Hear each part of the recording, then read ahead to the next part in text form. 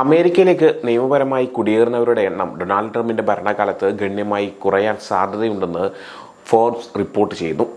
അടുത്ത 4 വർഷത്തിനുള്ളിൽ ഇത് 33% മുതൽ 50% വരെ കുറയുമെന്നാണ് കണക്കാക്കുന്നത്. അമേരിക്കൻ പൗരന്മാർക്ക് അവരുടെ അടുത്ത ബന്ധുക്കളെ അമേരിക്കയിലേക്ക് കൊണ്ടുവരുന്നത് കൂടുതൽ ദുഷ്കരമാകുന്നതിലൂടെയാണ് ഇത് സംഭവിക്കുക. പുതിയ ഗവേഷണമനുസരിച്ച് നിയമപരമായ കുടിയേറ്റത്തിലെ ഈ നിശബ്ദമായ വെട്ടിച്ചുരുക്കലുകൾക്ക് ദശലക്ഷക്കണക്കിന് കുടുംബങ്ങളെ ബാധിക്കുന്ന വലിയ പ്രത്യാഘാതങ്ങൾ ഉണ്ടാകാൻ കഴിയും. അമേരിക്കൻ പൗരന്മാരെയും തൊഴിലുടമകളെയും ആശ്രയിച്ച് കുടിയേറാൻ വരുന്നവരെ തടയുന്ന നിരവധി നയങ്ങൾ ട്രംപ് ഭരണകൂടം നടപ്പാക്കാൻ സാധ്യതയുണ്ട്.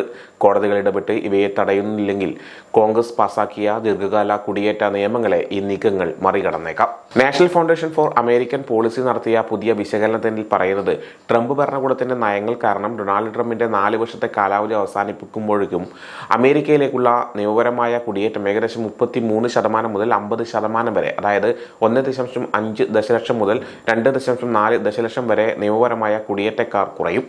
2023 ഏകദേശം 1.17 ദശലക്ഷം ആളുകളാണ് അമേരിക്കയിൽ നിയമപരമായി താമസമാക്കുകയും ഗ്രീൻ കാർഡ് നേടുകയും ചെയ്തത്. ഈ നില തുടർന്നാൽ 4 വർഷത്തിനുള്ളിൽ ഏകദേശം 4.7 ദശലക്ഷം ആളുകൾക്ക് ഗ്രീൻ കാർഡ് ലഭിക്കുമായിരുന്നു.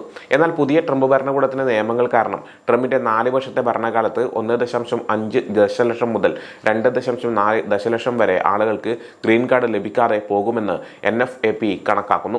അതായത് നിയമപരമായ കുടിയേറ്റം 1/3 മുതൽ പകുതി വരെ കുറയാം.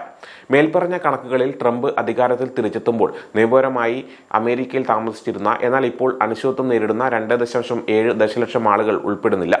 ഭരണകൂടം ഇതിനോടകം ലക്ഷക്കണക്കിന് കുടിയേറ്റക്കാർക്ക് നൽകിയിരുന്ന താൽക്കാലിക സംരക്ഷിത പദവി അവസാനിപ്പിച്ചിട്ടുണ്ട്. ഇതുകൂടാതെ വരാനിരിക്കുന്ന മാറ്റങ്ങൾ അന്താരാഷ്ട്ര വിദ്യാർത്ഥികൾക്ക് അവരുടെ പഠനം കഴിഞ്ഞ് OPT, STEAM OPT വഴിയുള്ള ജോലി സാധ്യതകളെ പരിമിതപ്പെടുത്തിയേക്കാം. നിലവിലെ നിയമപ്രകാരം ഒരു അമേരിക്കൻ പൗരന് അവരുടെ ഭാര്യ അല്ലെങ്കിൽ ഭർത്താവ്, 21 വയസ്സിൽ താഴെയുള്ള കുട്ടികൾ, മാതാപിതാക്കൾ എന്നിവരെ അടുത്ത ബന്ധുക്കളായി സ്പോൺസർ ചെയ്യാൻ കഴിയും. ഗ്രീൻ കാർഡ് ഉടമകൾക്കും അവരുടെ ഭാര്യ അല്ലെങ്കിൽ ഭർത്താവിനെയും കുട്ടികളെയും സ്പോൺസർ ചെയ്യാൻ കഴിയും. നിയമപരമായ കുടിയേറ്റത്തിന്റെ ഏകദേശം 48% വരുന്നത് ഈ അടുത്ത ബന്ധുക്കളുടെ വിഭാഗത്തിൽ നിന്നാണ്. അതുകൊണ്ട് കുടിയേറ്റം കുറയ്ക്കുക എന്നതാണ് ലക്ഷ്യമെങ്കിൽ ഈ വിഭാഗത്തെ ലക്ഷ്യമിടുന്നത് വളരെ ഫലപ്രദമാണ്. അടുത്ത ബന്ധുക്കൾക്ക് യാതൊരു പരിധിയുമില്ല. അതായത് തടയപ്പെടുന്ന ഓരോ വ്യക്തിയും പ്രവേശനം നിഷേധിക്കപ്പെടുന്ന ഒരു കുടിയേറ്റക്കാരനാണ്. ട്രംപിന്റെ കുടിയേറ്റ അജണ്ടയ്ക്ക് നേതൃത്വം നൽകുന്നത് White House deputy chief of staff Stephen മില്ലറാണ്. ഈ നയങ്ങളുടെ പ്രധാന ശില്പി അദ്ദേഹമാണ്. അമേരിക്കൻ പൗരന്മാർക്ക് അവരുടെ അടുത്ത കുടുംബാംഗങ്ങളെ സ്പോൺസർ ചെയ്യുന്നതിനെ തടയാൻ ഭരണകൂടം 2 പ്രധാന ഉപകരണങ്ങളാണ് ഉപയോഗിക്കുന്നത്. ഒന്നാമതായി ഇത് രാജ്യത്തെ അടിസ്ഥാനമാക്കിയുള്ള പ്രവേശന വിലക്കുകൾ ഏർപ്പെടുത്തി. രണ്ടാമതായി ഇത് പൊതു ചാർജ് എന്നതിന്റെ പുതിയതും കർശനവുമായ വ്യാഖ്യാനം പ്രയോഗിക്കുന്നു എന്നതാണ്. ഭാവിയിൽ പൊതു ആനുകൂല്യങ്ങൾ ഉപയോഗിക്കാൻ സാധ്യതയുണ്ടെന്ന് ഉദ്യോഗസ്ഥർക്ക് തോന്നിയാൽ വിസ നിഷേധിക്കും. ഈ നയങ്ങൾ കാരണം ട്രംപ് ഭരണകൂടത്തിൽ അമേരിക്കൻ പൗരന്മാരുടെ അടുത്ത ബന്ധുക്കളിൽ 9,41,625-നും 16,54,770-നും ഇടയിൽ ആളുകൾക്ക് ഗ്രീൻ കാർഡ് ലഭിക്കാതെ പോകുമെന്ന് NFAP കണക്കാക്കുന്നു.